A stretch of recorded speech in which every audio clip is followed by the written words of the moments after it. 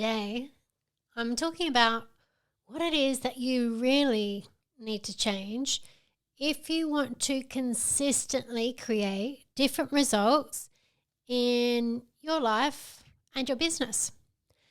And so what we're talking about here is your personal identity. Now, let me take you back about 10 years ago.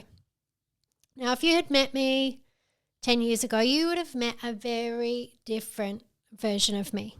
I mean, I was still me in a lot of ways, but there was really key parts about my identity that was very limited in what I thought was possible. I was riddled with social anxiety, and so as a result, I would drink too much wine. I had loads of self-doubt. I was very avoidant. I worked in a low-paying accounts role, which I prided myself of being very good at, mind you. And I had this kind of unhealthy attraction to bad boys.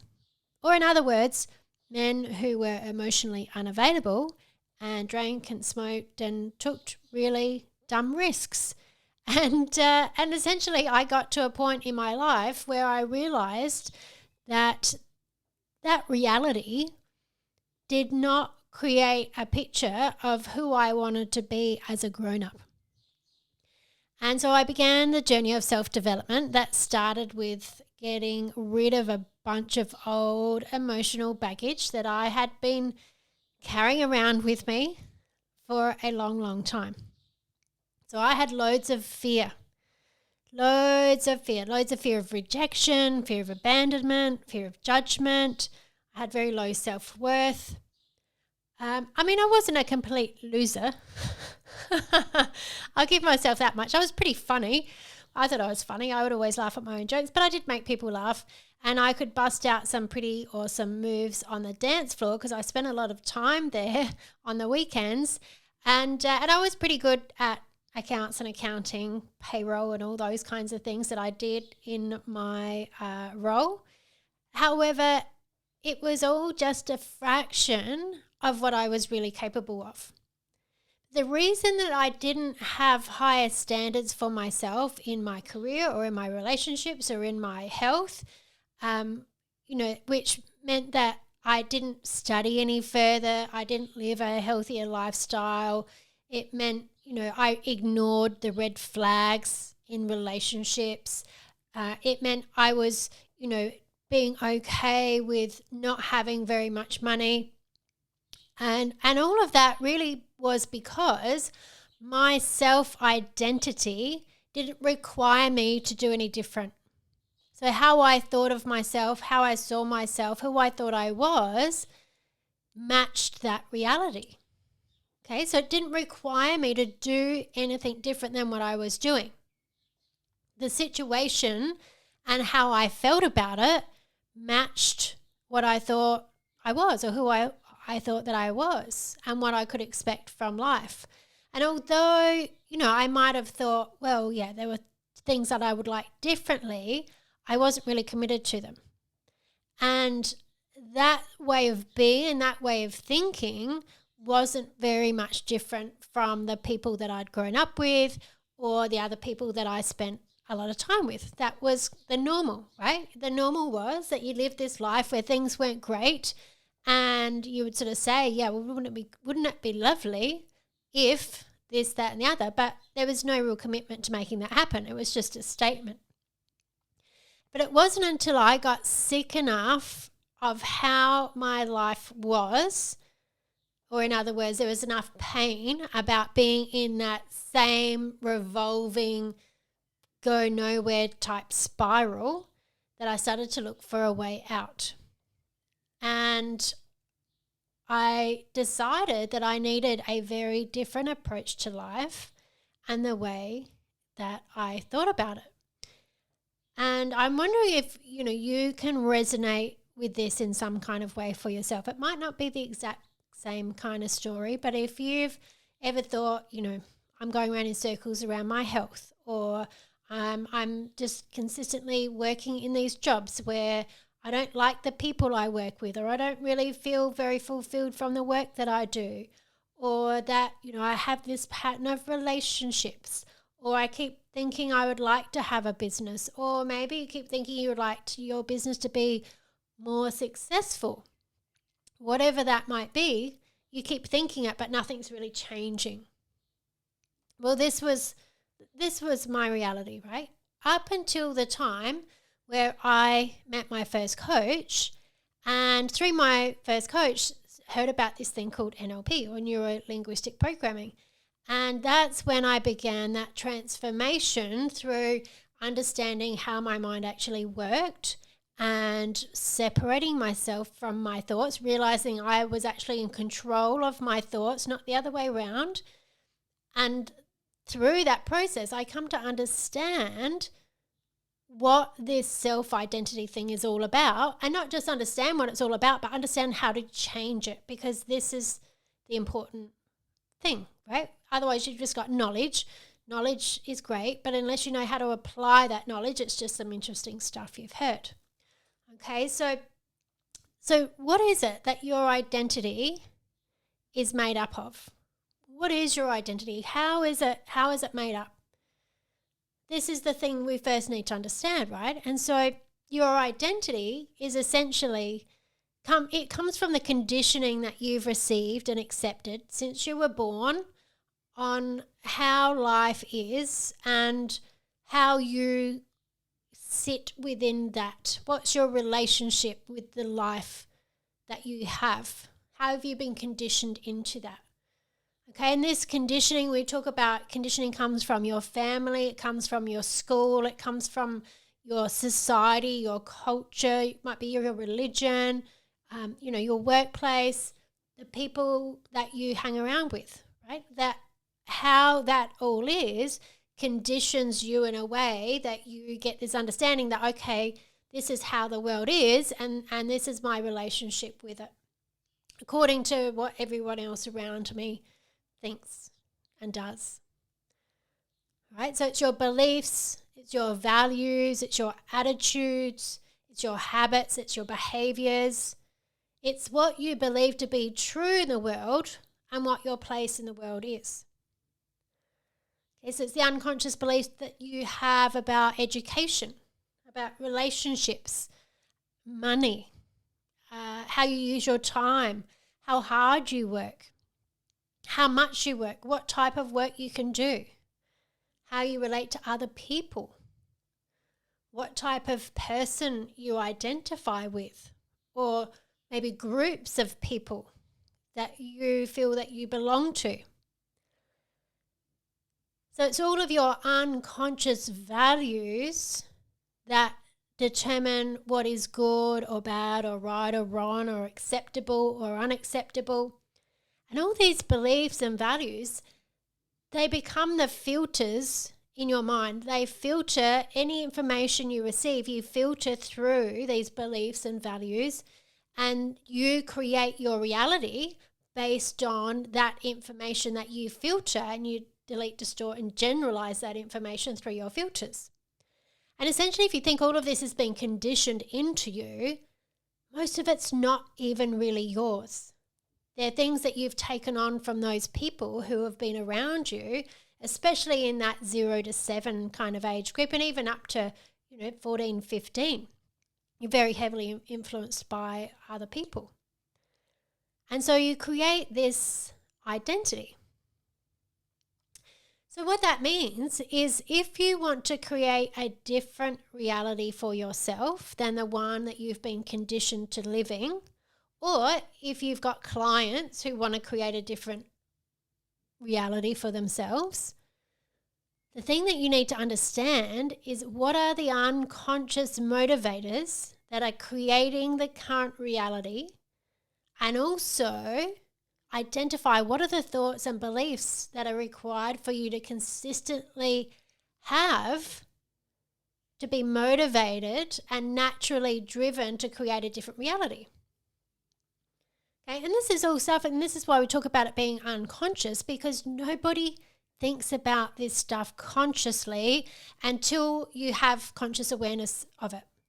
Okay, so for most people who've never done any kind of mindset work or self-development, and I know this for a fact, I ran a workshop once, and this was a few years ago, and I started the workshop asking, does everybody here know that you have an unconscious mind? Thinking that, of course, they did. Well, no, someone said, no, I didn't know that. Okay, so a lot of people have no conscious awareness about how they're creating their reality. Okay, and if you're listening to this, I'm quite sure that you did have some awareness about that. Otherwise, you wouldn't be listening to a podcast called The Coaching Circle. But your clients might not. Okay, and so, it's really important that we educate ourselves about this, how we are creating our reality, or we educate our clients, because if you want your clients to get different results, they need to understand, right? You can't do anything to them to magically make them change their life. You can only educate them and give them the systems and the processes and the understanding for themselves to do it themselves, right? That's how they'll get consistent results, even after they finish working with you. Okay, so people who work in a job, for instance, that they don't enjoy for less money than what they want to earn, and they do this consistently, they do it because their beliefs and values keep them making the same decisions and taking the same actions each day to maintain that reality. Okay, and that's also why if someone wants to get fit, for example, right, it's coming into summer, and they think, oh, it's coming into summer, I better get fit. And the gym's putting on a 6-week challenge, and they think, I'm going to join that challenge and I'm going to be beautifully and fit and healthy once it gets warm and I want to wear, summer clothes. But if that person doesn't take on the identity of a fit person, if they stay in their same identity and they're just going to go and do this 6-week challenge, right, they're not going to get the results. Because if you become a fit person, to have changed your physical fitness, your physical reality on a consistent basis and maintain that, you have to shift your values and your beliefs to be those of a fit person. And if you don't do that, what will actually happen is that, say you join a 6-week challenge, but you haven't changed anything about your identity, you will lose motivation or even quit after the first few weeks. Or if perhaps you do manage to get through the challenge and you make some changes, then after the challenge is finished, you'll probably go out and celebrate, and then within a few weeks revert back to your old ways and end up in your previous state of health. Right? And this is why gyms put on consistent 6-week challenges, because they know nobody just does a 6-week challenge and stays there. They need motivation to do it again. Okay, they're going to go back and do it again because their reality, their personal identity doesn't match that of this person being really fit. Okay, so they need some kind of external thing to motivate them to like, oh, it's time to go and get fit now. Okay, whereas someone who has the identity of being a fit person, they might do challenges, but they probably don't need to because they're already going to the gym regularly. They're already being focused on putting healthy food into their body. They're already hydrated. They're already getting good sleep. They're already managing their state. Okay, they're already doing those things because they value health. Right? Health is high in their values, and you can tell people who have health as a high value because they look healthy, right? Because they do it consistently. So your identity is really like the thermostat of your life. So you may have some increases or decreases in the standard that you live at or what it is that you achieve, but it will always gravitate back to where you unconsciously identify yourself as being, who you identify yourself as being, your set point. Okay, so for people who don't have any conscious awareness of it, they might have some, better times and some worse times, but it always even out to this kind of unconscious set point, which is their identity. So the question then from there, it's a 2-part question really, is how do you know what beliefs and values you need to adopt to change your reality, because it's all great to say, oh, well, I would love to have, these outcomes, but how do I know what kind of beliefs and values would I have if I was being that person? Because if you knew them, you probably would have that reality, right? That can be the conundrum. It's like, well, I'm not that person, so how do I know? And the second part of that is, even if you do know what beliefs and values you need to adopt, how do you actually change them? How do you take on new values and beliefs? Because it's all unconscious, right? Well, this is where tools like NLP, neuro-linguistic programming, comes in as a very, very powerful tool. Now, firstly, the interesting thing about NLP is that the only thing in NLP that doesn't come from psychology or any other sciences is modeling. So modeling is the key NLP tool, and is what the whole set of skills and processes of NLP is based on, is modeling. So modeling is essentially when you find someone that has the kind of results that you want, that knows how to do something that you want to know how to be able to do for yourself. With modeling, you can find out how they do the process of creating those results and then replicate that within yourself. Okay, so when we think about how does someone create some kind of results, it's then looking at, okay, what are their consistent thoughts, feelings, actions, strategies? What do they focus on? What are their values? What are their beliefs? So that they consistently create the kinds of results and outcomes that they have. Right? When you find that out, you can replicate that within yourself. Now, often when I ask people how they will feel when they have their result, they'll say, oh, well, I'll feel really relieved, or I'll feel really happy. But that is the response to thinking about the result from the identity that you have now. Okay, so if I was to think about, if I had now a multiple 7-figure business, I could go, yeah, if I had a multiple 7-figure business, I would just feel really happy and amazing and all that kind of stuff. Sure, I'm sure I'd be happy that I had that, as long as it was within the bounds of what fit the rest of my values and beliefs for my world. But that's not what will get me there, right? When we think about what is it that you will think or feel when you have that result, it's more about what will you be focusing on? What is it that you do on a consistent basis? What are your values? What are your beliefs? So if it was around having a multiple 7-figure business, for example, I would have to know what it is that I value, and values being these things that help you judge whether things good, bad, right, wrong, acceptable, unacceptable. My beliefs, so I'd have to have beliefs that support me in creating a multiple 7-figure business. Okay, so that'd be beliefs around sales, marketing, business, time management, how easy it is to make money, a whole range of things, right? That would have to match that outcome. Okay, it wouldn't just be me sitting there going, geez, I'm so happy that I have a 7-figure business. That wouldn't create it. Okay, so wherever you are now, if you think about it in this way, wherever you are now, I can guarantee you that you're not sitting there thinking, wow, I'm so relieved and happy that things aren't worse or that things aren't like they used to be. I mean, there might be an occasion where you are thinking that, but realistically, you just think that wherever you are now is normal and it feels aligned with who you are. You're like, yeah, however you think about your life, your relationships, your money, your business, it's just, okay, this is how life is. It's normal. It's familiar. You know what you think about every day that creates those same ongoing results.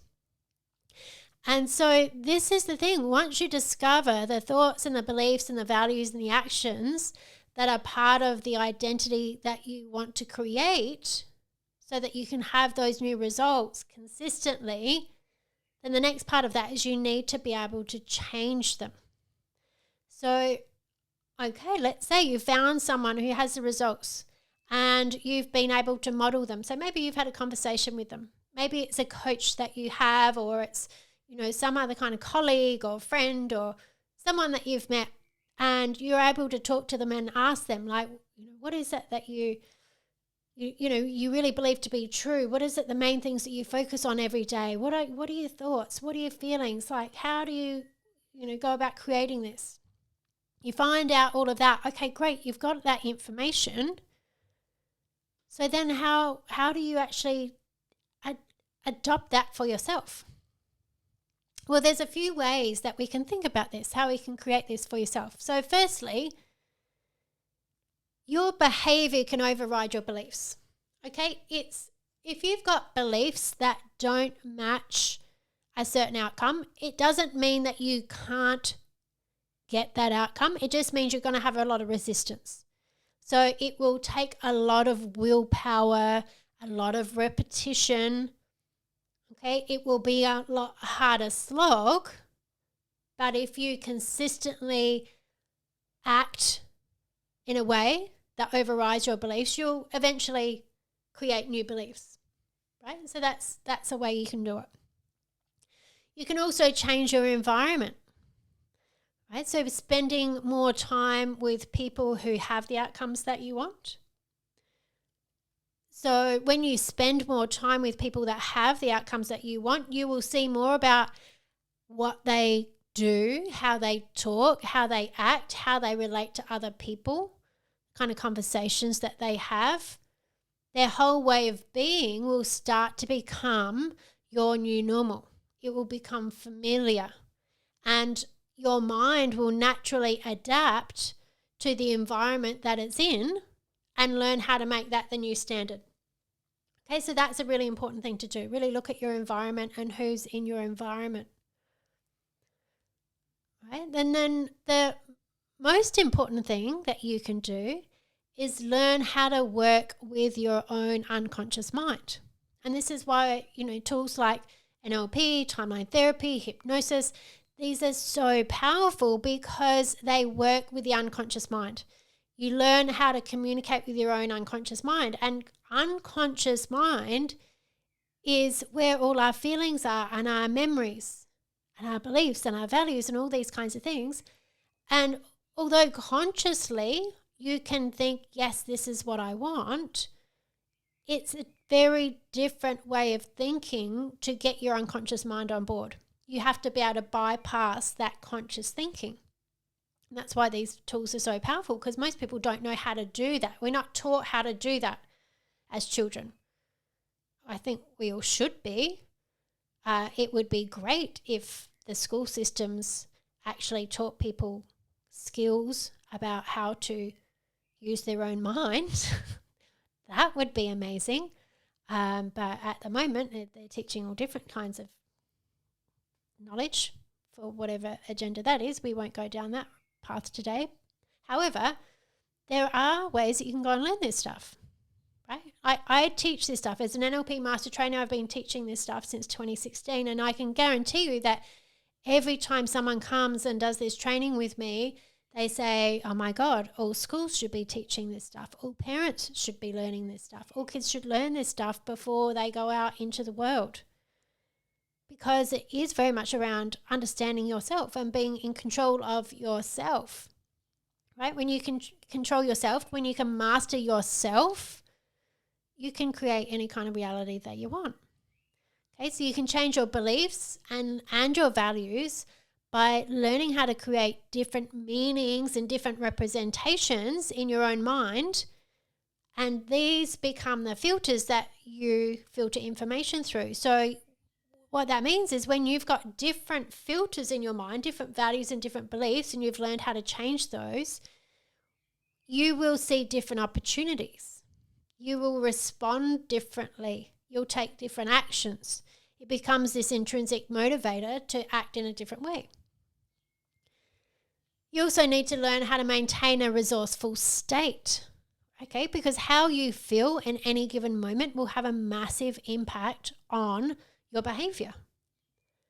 And if you've got a lot of old emotional baggage from the past, because this is one of the things people aren't learned how to do, aren't taught, don't learn how to do very well, and that is how to deal with your own emotions, how to acknowledge and process and release emotion. Okay? Emotion is energy in motion. And people get conditioned in all kinds of ways that it's not okay to show emotion, or that their emotions don't matter, or all kinds of things, right? And children don't learn how to process their emotions, express their emotions. They get trapped in their body and they become these unhelpful filters, which they filter stuff through, right? And when you've got a lot of negative emotions trapped in your unconscious mind, your body, it's very hard to stay in a resourceful state.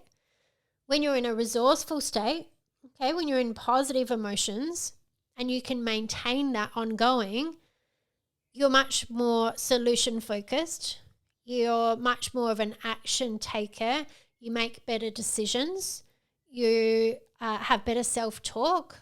All of these things which create you having better outcomes. Right? It's emotional intelligence. The higher your emotional intelligence is, the better you'll do in life, because humans are emotional creatures. Okay, so when you learn how to maintain a resourceful state and you can train your focus and become purposefully action-oriented rather than just running on autopilot and reacting or getting triggered by everything in your daily life, right? You be in that resourceful state, you can create change much more easily. A lot of people are stuck in their reality through trying to change their emotional state by getting a physical change. Okay, so a lot of people struggle changing their health because they're eating as a way to change their emotional state. People get addicted to things like alcohol and drugs and cigarettes and those kinds of things because they don't know how to deal with their emotions. And so they use those things as a way to change their emotional state. Okay, so it's mastery of self. It comes back to mastery of self. When you understand how to do this for yourself, you're not looking for external things to mask how you feel or to numb how you feel. And when you feel in a positive state, it's much easier to create positive change. Now, the really interesting thing to know here and to remember is that there is no magic pill. So yes, I talk about these tools like NLP, hypnosis, timeline therapy. They're very, very powerful tools and they can help you no end. And this is exactly how I've changed my life from being, that single mom working in a part-time accounts role, drinking too much wine, having all that fear, to now, running a successful business, training, mentoring other coaches and wellbeing practitioners, having a podcast, speaking, doing all kinds of things which before just didn't seem possible for me. But now it is, because I've learned how to, I didn't just learn these tools, but I learned how to apply them consistently. And that's what I help my clients do. This is what my programs are all about and what I'm really passionate about in training, because I really believe that if everyone had these tools, if every business had access to these tools, every household had access to these tools and this knowledge, and everyone had a much greater emotional intelligence and the ability to, create what they wanted, the ability to relate to others, we would just live in such a different world. It's a massive passion of mine to do that. So this is why I love sharing on this podcast as well, because if you know people that would benefit from this information, share it with them.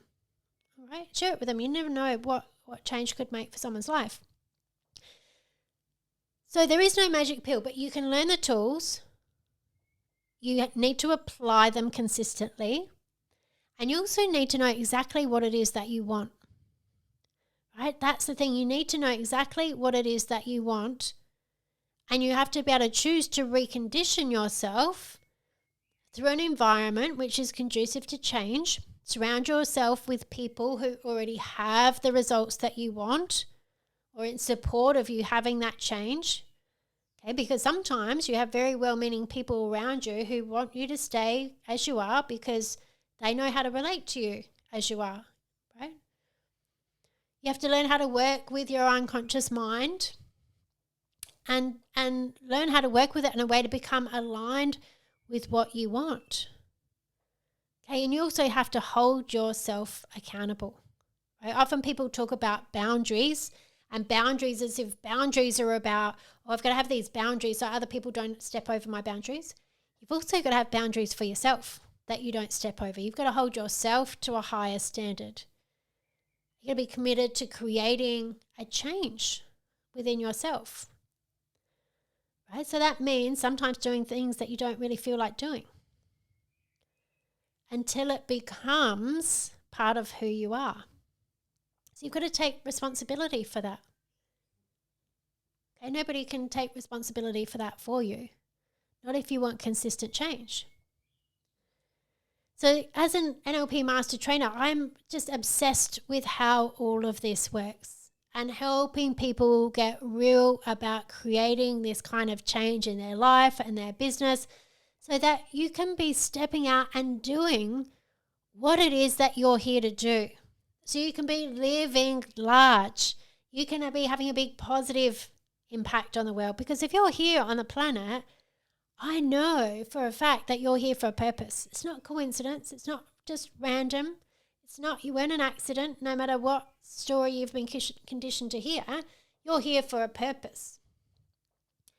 Okay, but this whole thing about identity is what holds a lot of people back. And that's why I'm running a 5-day challenge to overcome imposter syndrome starting on November the 20th. And it's a 5-day challenge, and I share so much gold in this challenge. It's more like a course. It always blows people's mind when I run these types of challenges, because I share so much, because I want people to get access to this information and not just have access to it, but apply it. So I'm very focused on having people understand how to apply, not just learn, but how to apply it so that you can be in charge of your own life, your own results. Okay, so this 5-day challenge that I'm running, it's more like a course, but one that gives you actionable tools so that you can unpack where your current identity is, keeping you stuck in the same results that you've been having, and how to change it. So if you want to check that out, check the links in the show notes. It'll be there. You can come and join that November the 20th. It will be mind-blowing. But the thing that I really want you to ask yourself today is, what are you committed to changing?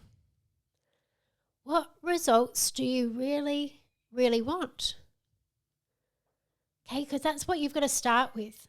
You've got to know what it is that you want. What are you committed to changing? And then think about where in your environment does something need to change? Okay, do you need to bring different people into your life? Do you need to maybe spend less time with certain people in your life? And really have an intention about that. Okay, because one of the things that I've known for myself in this journey is that when you start doing personal development, like deep personal development, it can have a big impact on who you feel aligned with anymore. And I very much have a completely different circle of people that I spend time with now than I did 10 years ago. And it's not that the people I spent time with 10 years ago were bad people. They're all a lot of people, and I loved them, and I still contact with, a lot of these people. It's just that when I changed, that environment didn't suit where I was going. Okay, I needed to get into a different environment to really create what I wanted. Okay, and the environment I needed to get into was with other people who were committed to personal growth, who were business minded, who saw themselves as having a big purpose on the planet. Because by moving into an environment like that, it became normal. Right? It became normal for me. Okay, so who is it that you need to bring into your life, and set that intention in bringing those people in? Because it's one thing to spend less time with people, but then you sort of go, wow, like I've got no friends, right? So who do you want to bring in? So really think about that. Set that intention of what kinds of people do you want to bring into your life? And then also think, do you need to learn more about how your own mind works and how you can create change within yourself? Or Perhaps you have learnt skills before, but you need to focus more on applying what you've already learned. Okay, so think about that for today and do something straight away. So if you've been listening to this episode and you've thought, yes, you know what, there's some things I really need to change there, then do something about it today. Okay, the quickest way to change your reality is to act on something that you think to yourself immediately, right? Because that's some of the behavior that will trump your old identity. And just remember that anything is possible. As long as you're prepared to do whatever it takes and let go of what you have to, what doesn't fit anymore, what's not going to fit into new reality, you have to be prepared to let go of that and step up into what it is you really want.